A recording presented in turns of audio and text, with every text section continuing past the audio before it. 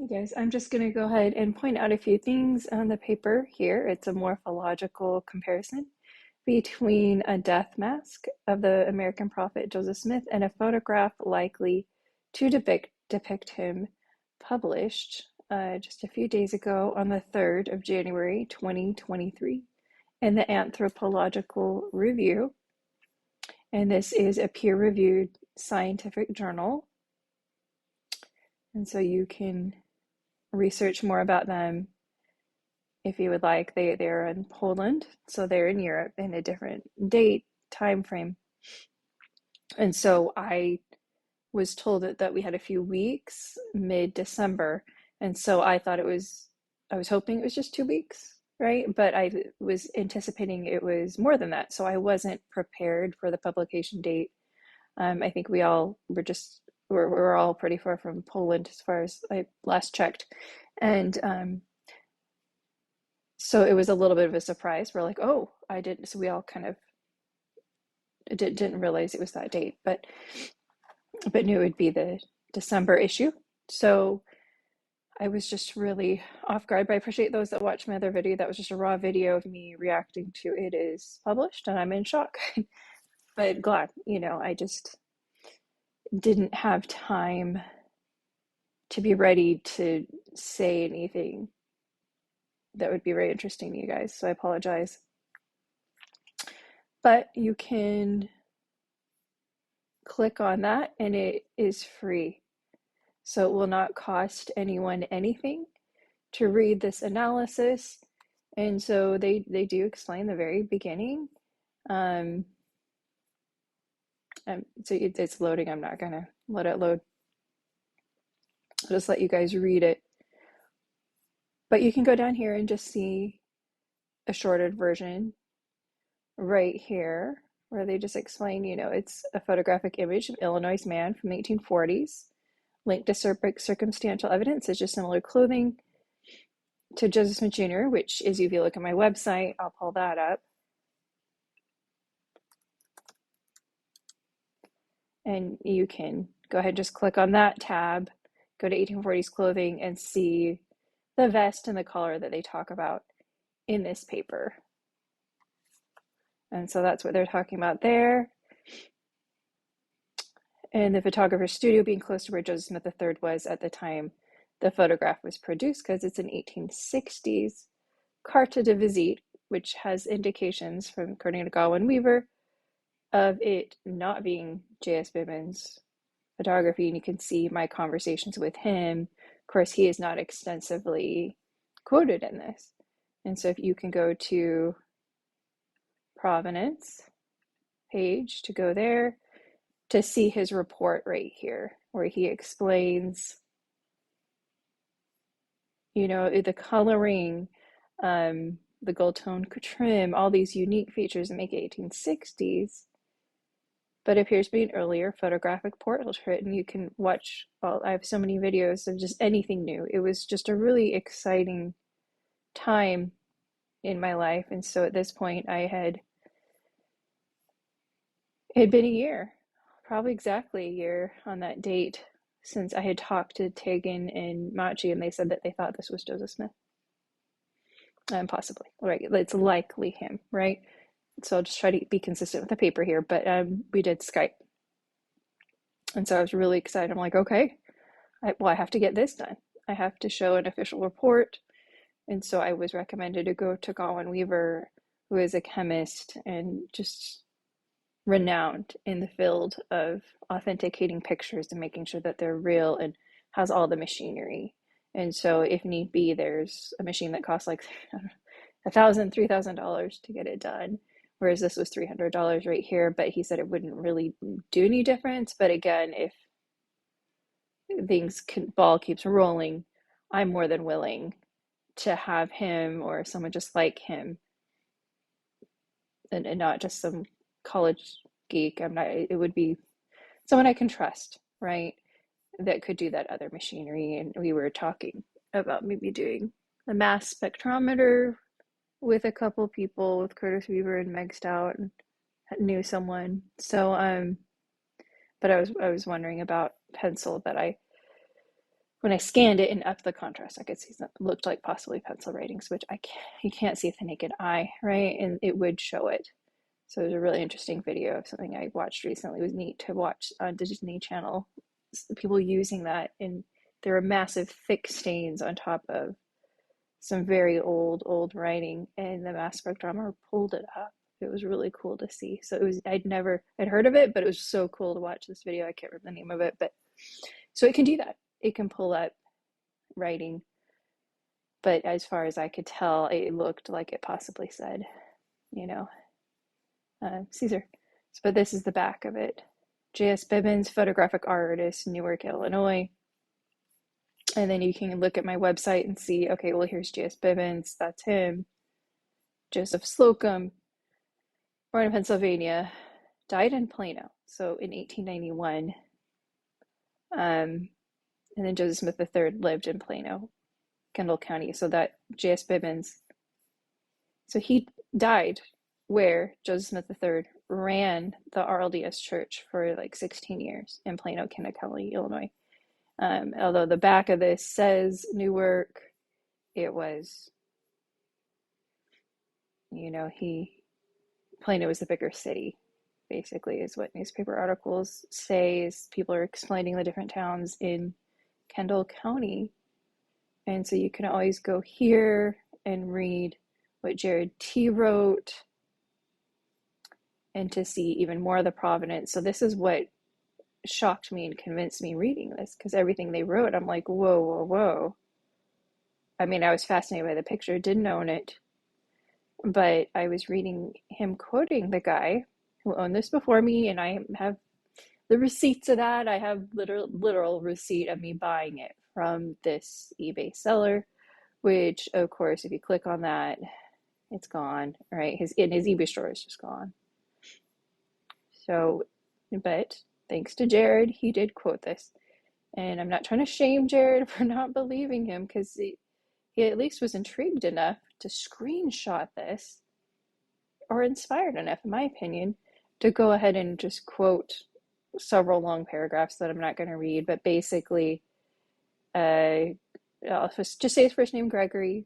It was a Smith ID'd photos in an album. And he is not LDS at all, but I think there's our LDS in there, because that talks about a high council. I don't run the church of ours that has a woman, a sister on the high council. It would be the RLDS church. And there's a man from Vermont. He's beginning to believe, look to be rated to this photo above, right? It's confusing what he says, but he's excited and talking about it. So he listed it, and it got to the low 30s. The high bidder was a Mormon from California. And what would I sell it for? And I replied, and so these are the Smith ID'd photos in an album. And so of course at this point there's no, this isn't huge news yet, right, you guys? But hey, if you're out there and you are this Mormon from California who spent $500 paying to Gregory, it was the Magic something store, I'll input it and show a screenshot of the name of the store, so if you still have your receipt, and this is the same eBay seller, possibly we can talk to these same experts, and since I know the close family members, I know their faces now in my memory and mind, we can go through that album. So I haven't found that person yet, and I think that would be great to help the case, right? And so this photo above, and he talks about, and then he thinks he's wearing the Urim and Thummim. I don't agree, and that's what they make fun of, and that's why he's got that at the top. But he mentions the photos in the album follow Joseph Smith's trail, which is not incorrect. He says that Pennsylvania, Ohio, Missouri, Illinois. So I mean, it's Joseph Smith didn't live in Pennsylvania when photography existed, or Ohio when it existed. However, the sons of Joseph Smith settled, died, the two oldest, Alex and Joseph Smith III, the last years of their life ended in Missouri. Alex went there first, and then Joseph Smith III went there, right? In Illinois. They definitely lived in Illinois. Had a lot of pictures taken in Illinois. Ohio, we could say William. I'd have to double check that, but I believe William B. Smith, the brother of Joseph Smith, the one surviving brother, two surviving sisters of Joseph Smith. But the one surviving brother ended up in Ohio. And they would have relatives in Pennsylvania still, because Emma Smith was still from Harmony, Pennsylvania. Several of her siblings moved to Illinois and not too far from her before Joseph Smith died. Okay, and so basically, this was 2009 that Gregory was quoted on here. I didn't know about it, and so there's no trail of me tracking this or caring about this or caring about any photos, knowing anything about it. I think I'd maybe asked about the Carter photo a couple of times before 2016, but not in 2009. I wasn't researching. I was caring more about going back to school. I could just tell I was going to Dallas Roberts School of Aesthetics and learning a lot about the face and plastic surgeons' terminology, to work with a plastic surgeon to make someone look beautiful. I really wanted to work with a dermatologist, but we had to learn that and memorize things with the face. And I also had gone to college and got my bachelor's studying dance art and music. And since I was 10, I loved to draw faces. So it was just, that was my path. But I wasn't connected to this blog or Gregory until 2017, when I emailed Gregory. And I did show the deeds and sort of redacted some stuff with him, but I think I can show the name of the store, right? So hopefully you guys can share this and at least get the word out. And then now I'm just going to quote a few things. I don't want to cheat it. I'd rather you guys go here, click here. Costs you nothing, and you can read what Machi, Tegan, Lucas wrote.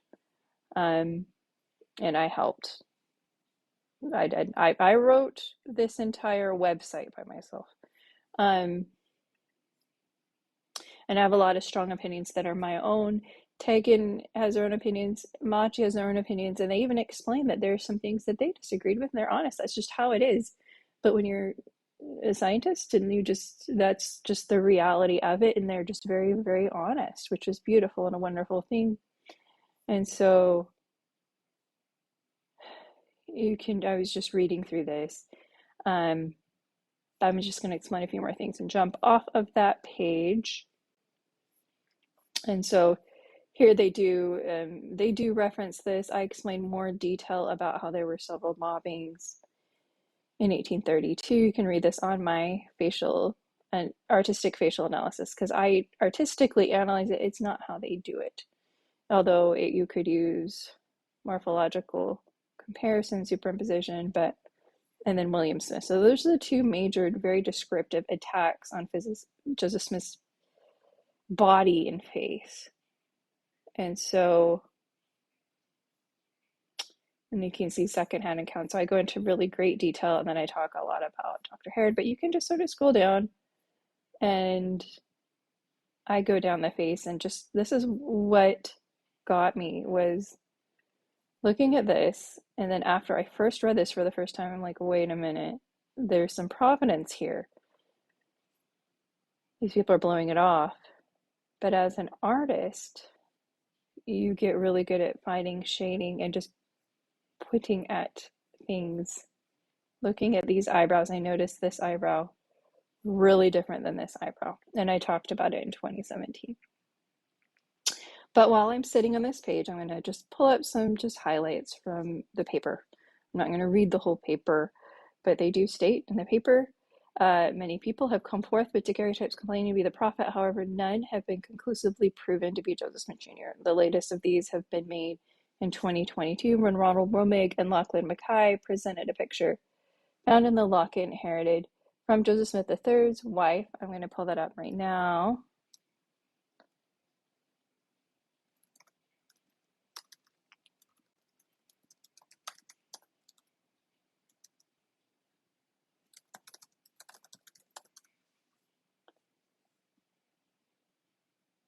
Okay, we'll go ahead and go to the Salt Lake Tribune and just see. So he is descended through Bertha Madison and Joseph Smith III. So he's a direct descendant of Joseph Smith. They did find a locket. I don't think people started mentioning Mark Hoffman. It's annoying, but it's like, that's why I talk about it, because it is always talked about, not in this article, but I don't think the locket is fake. They aren't showing a picture of the locket here. So I'm going to go back. I think it was, but they had it authenticated like I did. I had already had an analysis by Tegan and Machi, and they Skyped and gave a quick analysis, right? But they hadn't read the paper yet. And so here's this image. So again, they are stating that Lachlan and Mackay presented a picture in a locket inherited from Joseph Smith III's wife. The origins of this image are still discussed, while the similarity of the person depicted here in this image to Joseph Smith Jr. is not apparent. So they're mentioning similarity many times, and to them there really was nothing that really, there just really wasn't an apparent, again, I'll just quote what they say.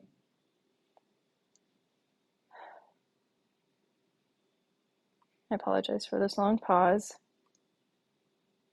I just took a look at my notes here, but the similarity of the person depicted here in this locket to Joseph Smith Jr. is not apparent. So it's just not similar enough to be him. It's not him. But very likely, I think, features just me artistically speaking. I'm not speaking for them at all, and they actually did, if they want to come out and say anything, they will. They've chosen not to go into any more detail than that. But me as an artist, a person who loves faces and get really into great details, I think the face shape of the chin, this doesn't show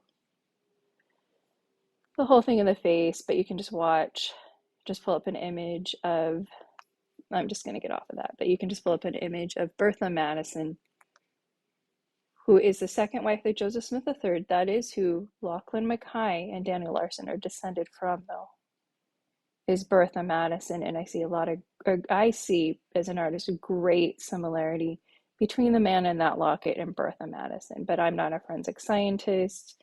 Maybe at a later time someone could go into great detail and talk about that, but no one has with me, just to be honest. But just the focus of very busy forensic scientists, we did, that's that. But anyway, so talking about how they analyze it, the potential for bias and facial superimposition, the unreliability of photoanthropometry, which I talked about before. So photoanthropometry is not reliable. But a lot of people used it in almost, this is a generalization, almost every other study that I've heard of. And so it was new to me and being explained to me by Tegan Lucas. And so that's why I was trying to process that and understand that. As other people that were claiming that they read one book and had no training whatsoever, it became very clear to me, some that was very critical and trying to tell me they read a book and had analyzed my picture to the death mask, and they saw the exact measurements weren't exactly correct. Well, it's not reliable. They were doing photoanthropometry that they taught themselves on their own. Anyone could try to learn that on their own, because it doesn't trust an actual scientist, it doesn't have a PhD, did not remotely come close to the education of Tegan Lucas and Machi. I'm just saying, sorry. So anyway, it's unreliable, and the inappropriate use of the holistic approach, which they explain more details, is just a quick quote randomly in the paper. For image-to-image comparison, where time to complete the task is irrelevant, morphological analysis is the preferred method for facial identification. Okay, so morphological comparison is the best. They say the aim of the current paper is to establish the degree of anatomical similarity between the death mask of Joseph Smith Jr. and the image of a man from Illinois. The facial comparison is the first case of a systemic forensic comparison between an image and a death mask. And so, just to be blunt, again, the locket photo, they did not get forensic scientists to analyze it. Or were some of those people experts? Maybe worked with the FBI, yes, but they were not forensic scientists. So it's just a very different, very, very different education. Someone who is just sort of good at art, learning and helping create program, and did write a paper, but wasn't, a scientist. So I'm gonna go to the first page here and just sort of show you.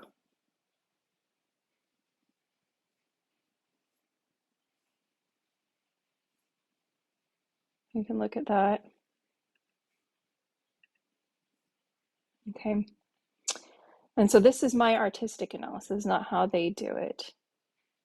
So they're explaining this is a cartridge visite of a man compared using morphological, and this is not morphological, and superposition to establish similarities or differences. So this is not photoanthropometry, this is sort of superimposition, but morphological analysis is conducted using a set of standardized categorical scales to describe various anatomical features of the face and head. Similarities between the death mask and the CDV are compiled after an independent analysis of each conducted by MH and TL Takamukas. Both experts agreed on 16 similarities and found 3 differences. Both the unknown man and the cartridge visite, Joseph SmithJr, have a very high and broad forehead. So I'm just going to go through what they found. This is not reading the whole paper, it's just little experts. This is further emphasized by the concave shape of the frontal hairline on the superior aspect of the head. Laterally, the hair moves anteriorly. I'm going to skip that. The superior border of the hairline can be seen both in the CDV and the death mask. However, lateral extent of the hair cannot be seen in the death mask. And so these are their lists of similarities. Cheekbones prominent. There's 16. Second, forehead high, height high, forehead width broad, frontal hairline shape concave, eyebrow shape straight tapering on the left eye, palpable slit horizontal with the left eye drooping laterally, nasion depression trace, nose width medium, nasal root high, septum tilt horizontal, nostril position inferior, lip thickness average, relative lip size, lower lip more prominent than the upper lip shape flat, lower lip shape flat, chin shape round. I'll just redo this. And then the 3 differences. So if there's a significant difference, it is not the same person. So again, they found with the locket photo, the FBI sketch artist found 90 running through their database system, a computer, but it was a 90% difference, which meant that there was a 10% of significant differences. So they're mentioning 3 differences. Face shape, rhomboid to wedge shape, there's a little difference. They disagreed on this actually. Between the face shapes, both are longer than they are wide. The rhomboid shape has a slight protrusion laterally. So I won't read more about that. Anyway, eyebrow thickness, the eyebrows, but we don't know the width because the death mask doesn't go to the whole jawline, right? The eyebrows of the death mask are thinner, possibly due to the casting process. So then that's irrelevant, a difference, but it's irrelevant. They're stating philtrum prominence. The philtrum of the death mask is less prominent, but possibly due to the casting process. So again, irrelevant. It's not a significant difference. And then corners of the mouth, the man in the CDV has a straight mouth corners, while the death mask has the left corner that is oriented downward and a right that is gravitated upward. So I'm going to show you, it's right here. Right now we're looking at the mouth. They don't do what I do at all. That's the corner of the mouth. And the man in the picture, there's the corner of the mouth. And the death mask, there's the corner of the mouth. And the CDV, there's the corner of the mouth and death mask. This is where I disagree because I've superimposed and traced it and literally grabbed it, dropped it, because I'm just going from here to here. I'll just keep playing, but I can show you where I have that like that. and I bring it back, let me pull it back where I can show you. Right there. Okay, sorry. See, just right at that point. So we'll just go ahead and go back. So this is how I would usually analyze it. I would go from here, and you see this is the trace in the mouth, and then I go to there. And then if it looked, and then I would make these things go away. Usually I line them up right next to each other, but to me it's almost an exact, but you see how the shape and even where the curve, I have longer videos where I've just spent an hour just looking at all these little things. And so I do grab, I think the skin tightens, and so the distance between the eyebrows wasn't exact, but it was extraordinarily similar. Like, things can be explained by tightness of the skin, or again, why photoanthropometry doesn't work. Camera distortion, right? Which there was the whole paper on that I talked about before that is referenced in this paper of a 2011 study on photoanthropometry, which basically, if you said the distance and even a percentage of distance between here to here to here to here, same person, different lenses, different distance, different angles, you would, using photoanthropometry, find that it's with the same person, knowing it's the same person, you think it's a different person. Because the proportions shape, like it distorts that much with lenses, distance, angle, all that, right? So when someone is trying to do that to my picture, I'm like, well, I've already talked to these forensic scientists. That's why, like, I'm sorry, dude. Don't think I want to work with you. I'm going to be working with someone. I even predicted that I was going to work with these people before I did, not to be arrogant, but I just knew I didn't want to work. I had a bad feeling about working with someone. And I pretty much was blunt and said, well, I'm going to go find some forensic scientists. And the Lord blessed me, and I did. And I'm just grateful that I did. So anyway, as they're explaining, just some other details. The death mask shows both the tapering of the left eyebrow. This is the left eyebrow tapering, right? They're small. And the asymmetry and position of the eyes, like this eye is lower. The left eye is lower. And so if you, Dr. Niles Harrod, which I quote, is very important. He says it's a step deformity, which when you look at a step deformity, the eye that is, it's this eye, this, and even the bones. Joseph Smith's bones show remodeling of the zygomatic area, that orbital bone that was healed before he died. So a photo of him a month, 2 months before he died, it would show damage to that left eye. So it's evidence with Dr. Niles Harrod, who's not quoted in this, but it is on my website. And I got permission from Shannon Tracy. And they do mention, even though there's a high brightness, where was I at? I just was looking at my notes here. And so this, I'm talking about the left eyebrow is shorter. And so even though if you go here, there's a high brightness there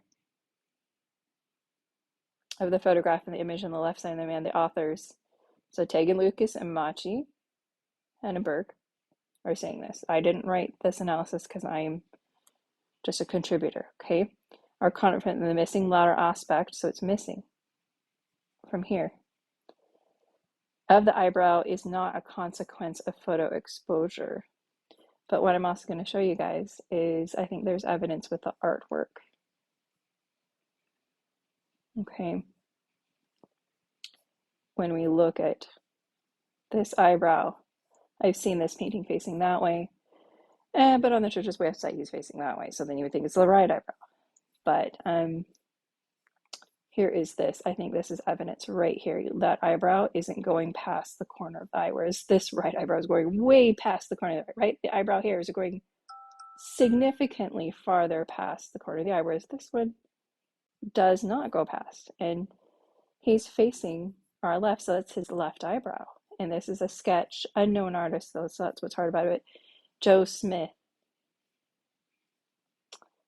Smith of Nauvoo. July 1842. So a lot of people were taking art classes. Art was blowing up in Nauvoo at the time.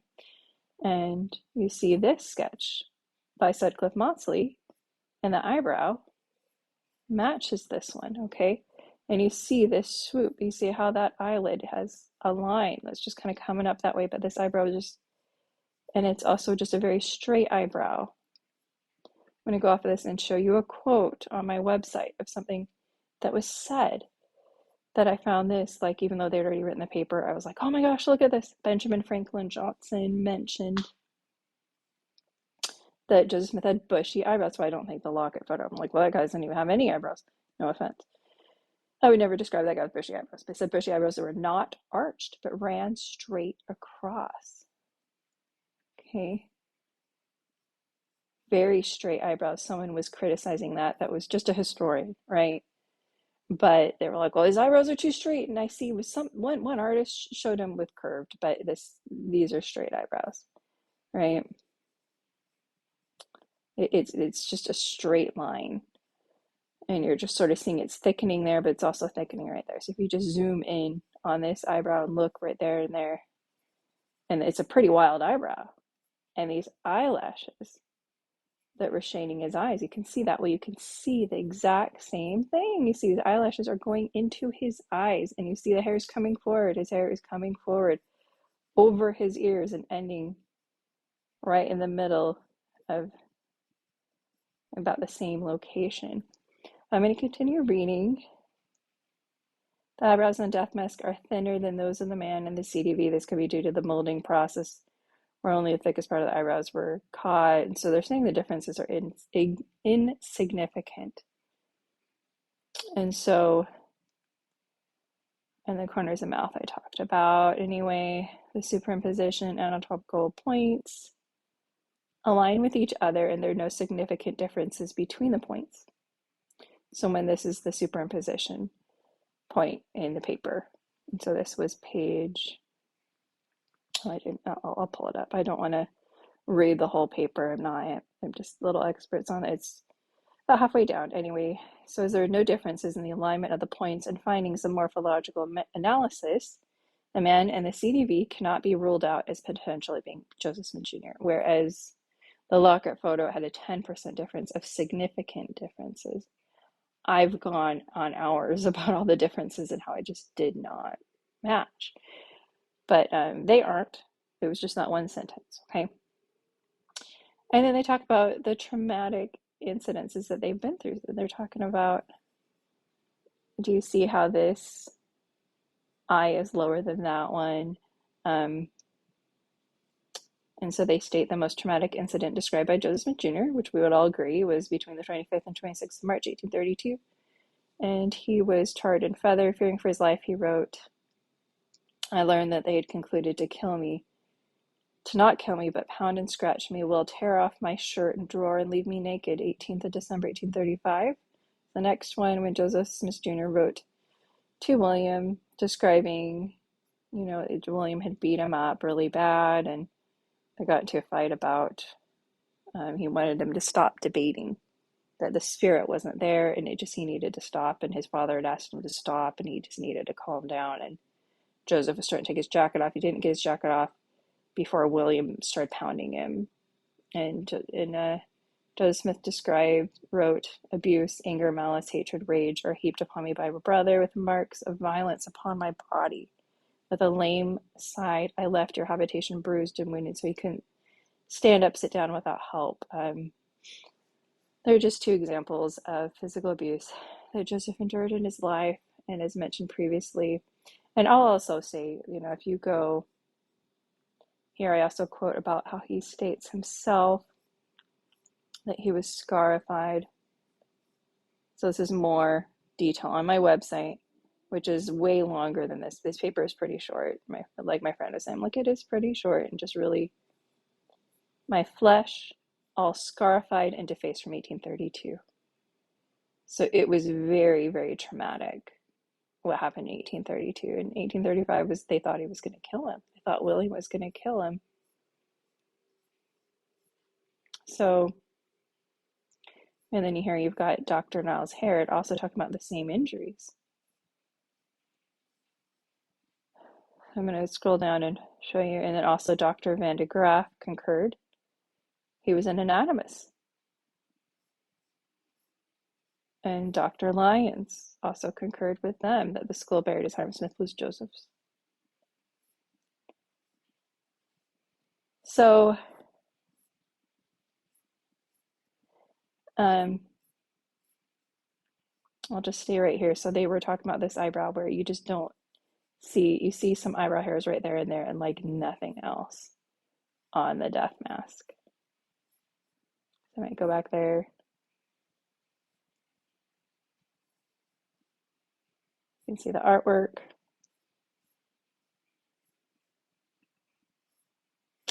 I'm just going to come back to here.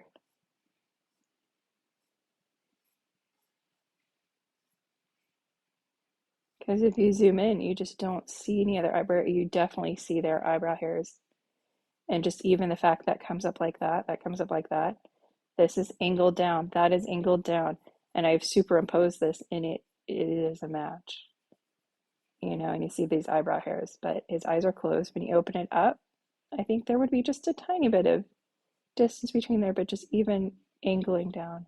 And then it's hard to see, but it does look like eyebrows there. And there are points that they're explaining that the thickness seems to be a little bit thinner on the mask, but the mask is not gonna, especially the top of the eyebrows that they're explaining, are gonna not be caught in the death mask. It's not gonna catch everything, but you definitely, his eyebrows were pretty thick though, on his right eye, but his left eye, not so much. So, then in the CDV, they explain, I'm gonna scroll down to the eyes right here.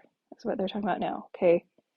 Has minor ptosis as the entire pupil is visible, so it's not major. The missing lateral aspect of the left eyebrow, you can see it in my picture very clearly. This has less lining, and you can see that thick eyebrow. So they're saying, we don't really think it's the lining. It's a possibility, right? Maybe a result of trauma, namely scarring, that leads to the loss of hair over the scar site, which I agree.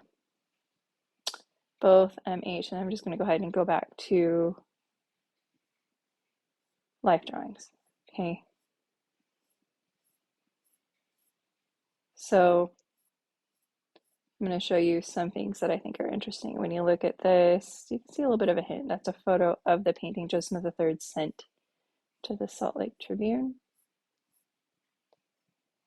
But this is what gets me, is this. You can see, of course, you know, they're definitely trying to make them look very similar, but you're seeing this is kind of going up like that right there, whereas this eyebrow is pretty thick and it's a very similar shape. And then you do see a little bit of a bald spot, like in the right eyebrow. They were talking about the left eyebrow, but the right eyebrow, I see some things. This eyebrow is a little bit higher. That eye is a little bit higher. That eye is lower. Now, this is the duplicate oil painting, you guys, that you can find. I think this helps their case. So this is Iowa Department of, and you go to my website, you can click on it, you will go there and see verified.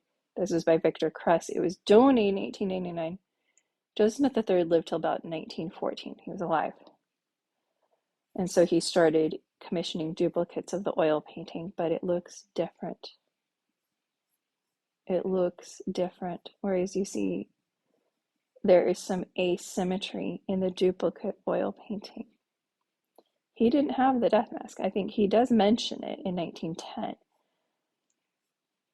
But when you look at this, it's kind of the opposite. They're very symmetrical.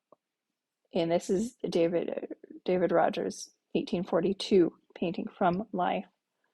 You aren't seeing everything's very even with the eyes and the eyebrows, but in this Victor Kress version, it looks very similar. So this is just me being an artist, noting his right eyebrow's very thick. It's going to about there. And then there's a little bit of a hair loss right there, right on the brow bone at an odd place. Like hair's there, and then all of a sudden it's right there. It's missing. I find that to be very unique. I'm fascinated with the right eyebrow because I'm an artist. Um, and then the left eyebrow, you can see I noticed that his left eye has a sharp little angle right there. Isn't that interesting? When you look at this, his left eye has a very sharp angle right there. Whereas this one's just a little bit smoother of an angle. Really, that curve right there, you can see that curve, and you see this wrinkle. See that wrinkle? I'm pulling up like all these little details. So, but yeah, I'll go back to artistic facial analysis, get back and just show you just raw. You can just look at this as they're talking about it. And the retaining forehead refers to the hairline being set back more posterior, supero-posterior. There were morphological similarities, a degree of unique facial asymmetry, and unique identifier of the latter aspect of the eyebrow, but then they explain, but it is blown out, so we aren't going to use it as a unique identifier, so they threw it out. Darn it, right? It's okay though. I didn't write it. I don't control what people think because they have to throw in that possibility. There's a lot of detail missing because it's not the best quality. It's not a very clear daguerreotype, right? So that's just the limitations of having a very old cartovisite. The differences that were present were minor and could be explained by casting photographic methods. The superimposition showed no significant differences between the man and the cartovisite and the death mask. And I'll just kind of show you here. Just look at this. Look at this nose. Me being an artist, look at this angle. Look at that angle. I could just point, grab things. Look at that. Look at that. So when I superimpose this and squint and find that angle, it's opposite lighting. There's lighting coming from below.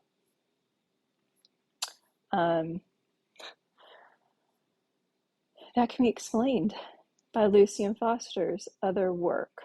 And so only one person said in their journal that was so the really great journals by Wilford Woodruff. And you can go to my website and read that exact, it goes to the exact point of the journal entry where he describes in 1844. So Lucian Foster opened his studio. It doesn't mean he didn't have a camera and wasn't practicing.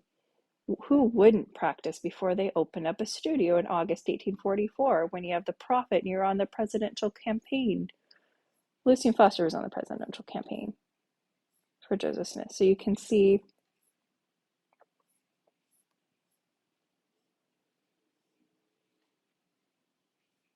so here they explain the journal entry that Lucian Foster, I'm going to pull that up. And I'll probably end this video because I made this really long, but we can read his bio, but here you can see he's meeting with Joseph Smith on April 29th, 1844. You can read Joseph Smith's journal writing about that on the Joseph Smith papers. Incredible, great thing. You can read him saying, at home, received a visit from L.R. Foster of New York, who gave me a gold pencil case. Someone that looks like, sent me by, and I wrote with it, God bless the man. Anyway, it's L.R. Foster, though. That's the important part. He met with L.R. Foster of New York. We can click on him and we can go to his bio. So there, and you go to his bio, you can see. Served as a Central Correspondence Committee for Joseph Smith's campaign in 1844. So, and then he didn't go to Utah, followed string, and died. But then he died in Salt Lake City. So he did go to Utah. Okay. And you can click this and look at the reference. So, I mean, those were the rest of my notes, you guys. And then please check out my website. Those that have been following me have, right? But those that are new, which I'm anticipating quite a few new ones. And again, I apologize. I was asked to contact media, and I did, and that I would then update them on the publication date, which I missed. We all missed it. And I was going through hell this week. So I apologize for that. I had a really bad week. And but also we didn't know. We didn't realize the exact date it was going to be published, but we knew it was going to be a December issue. So apologies to anyone, and so I ended up just saying it's published to the people, and usually people like to, we let them know about it and then tell them exact date, so then they know, okay, if they want to write about it. No news has to write about something that isn't 100% sure, right? Because this isn't 100% sure, but I'd let them know about it, and then I'm like, well, it's published. So then, it probably takes a while if they want to, and if they choose to write about it, it might take a day or two. And so they didn't get that. And I just said, oh, midnight, it's published. The next day was January 6th, and that was politically, the news was all talking about politics, right? Because something horrible, absolutely horrible, happened 2 years ago on that date. And a lot of horrible things have been happening in the world and in America.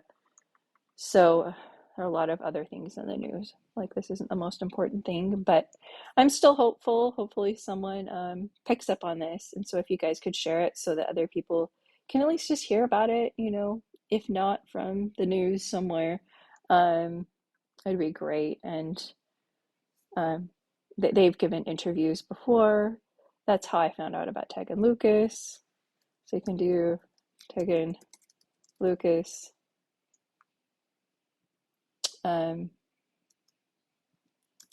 doppelganger.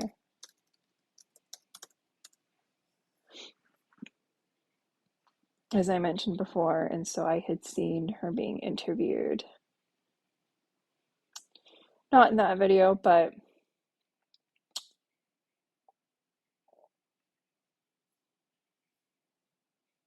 it's not the, oh, it is this video. So go ahead and check this out. And so she was being interviewed here, and she had just written a paper. So they talk about the paper she had written in 2015 about doppelgangers. But each of them write, up to like 10 papers a year. But it's not like, I mean, they teach sometimes, they do a lot of different things.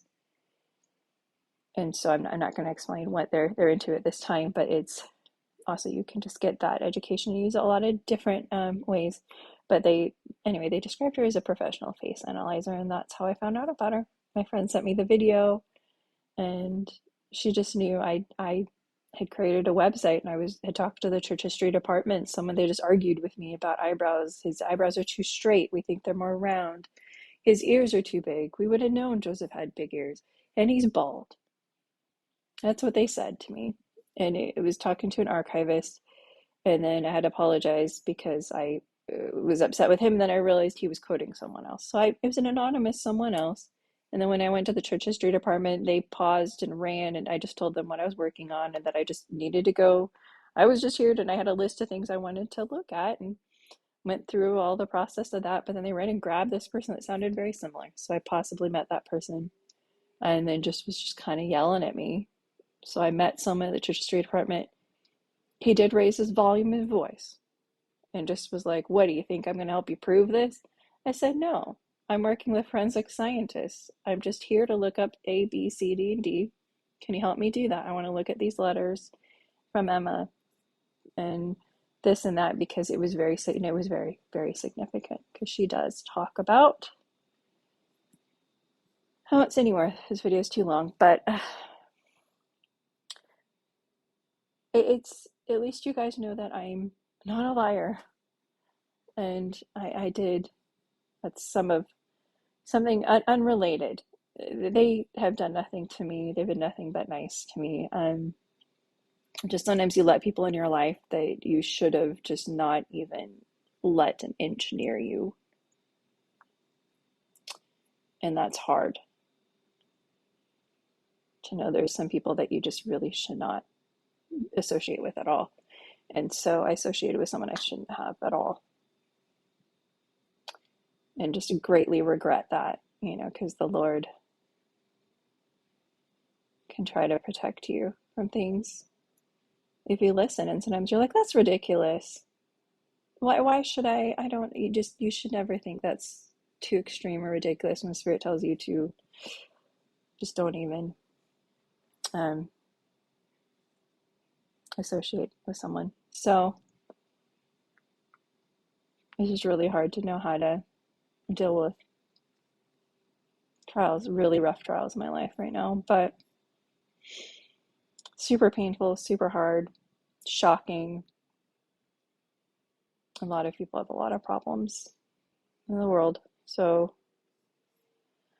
you can see all the references and you can read the paper for free. So guys, please do that, but please also look at my website because the holes are filled as far as I'm concerned. And go to Providence here.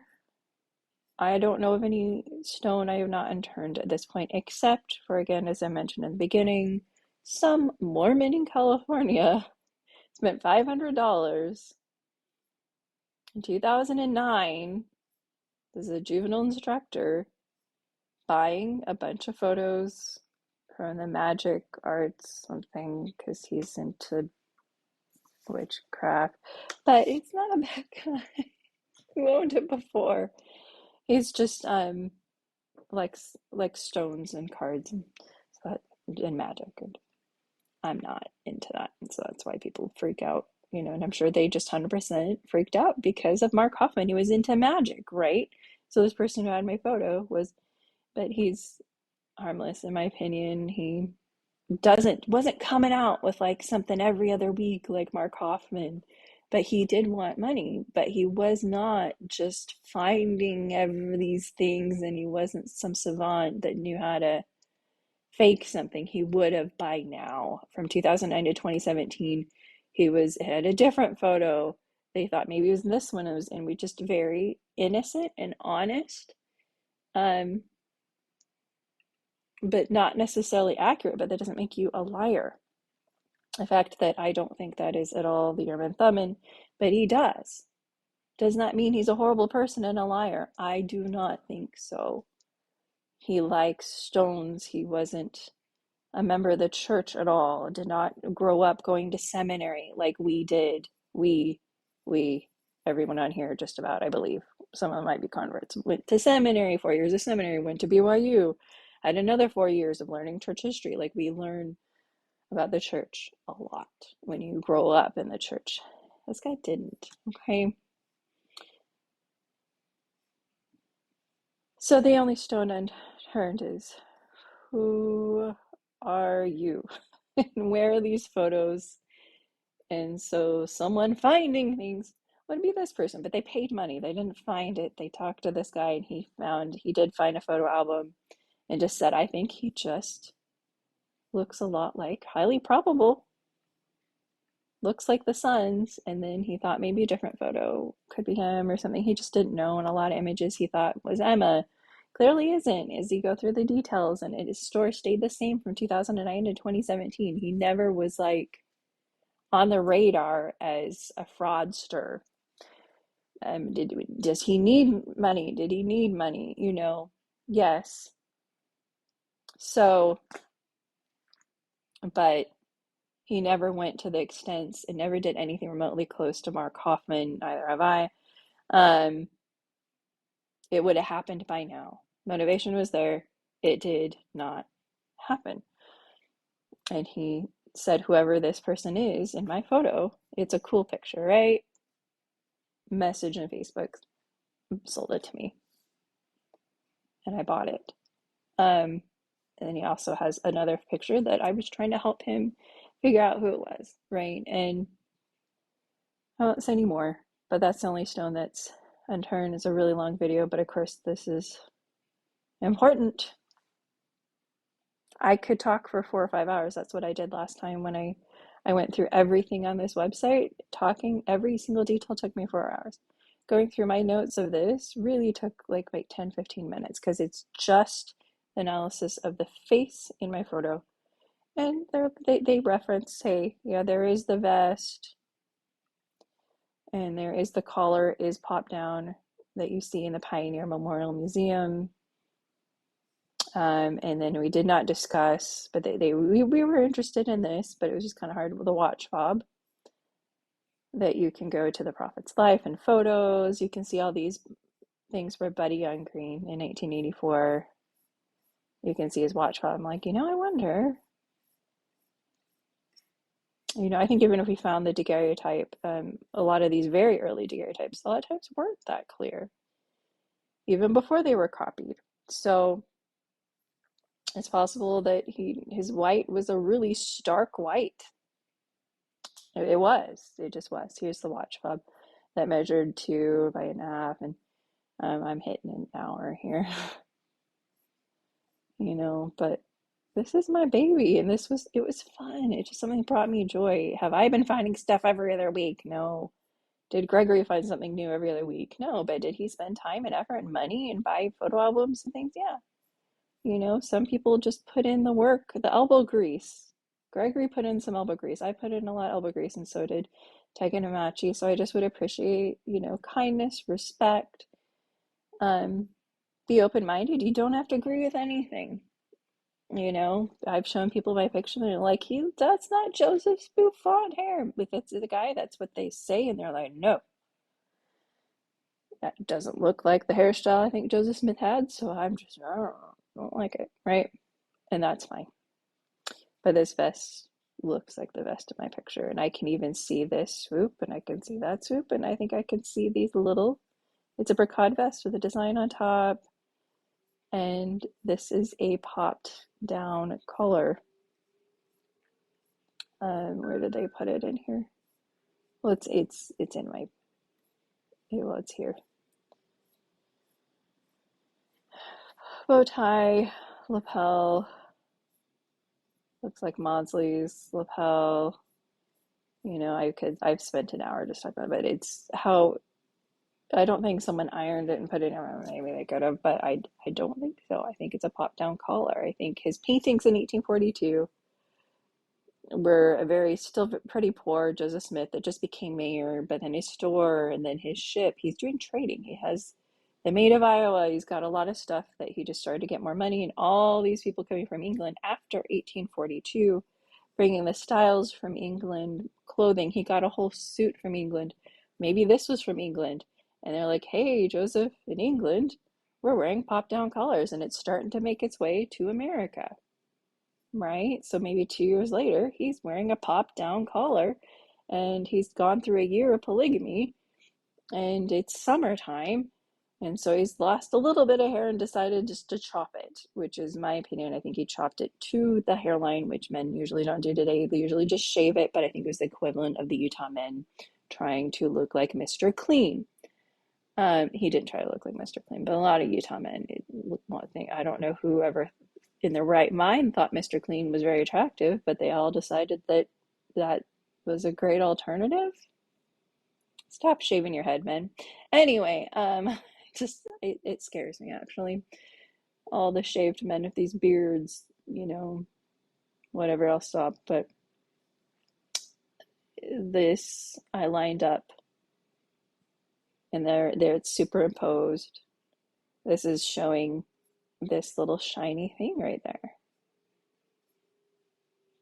Here we go. Get that away. Let you look here. That's it superimposed over this shiny thing. I thought it was his bow tie, but it's a lot lower than the bow tie. And this is probably a carnation, and that's probably a button. And then I lined it up with his nose. So again, they said the dimensions of this were, got about 10 seconds left. Countdown, 10 seconds. Okay, I'm freaking out. I should end this video. 2 inches by 1.5. An average man's nose is more than 2 inches. So the fact that this is a little bit shorter than his nose, but when we line it up and size it to this little spot of this shiny thing that kind of looks dark, but really shiny, kind of like this dark but shiny object right here, I wonder if it's that.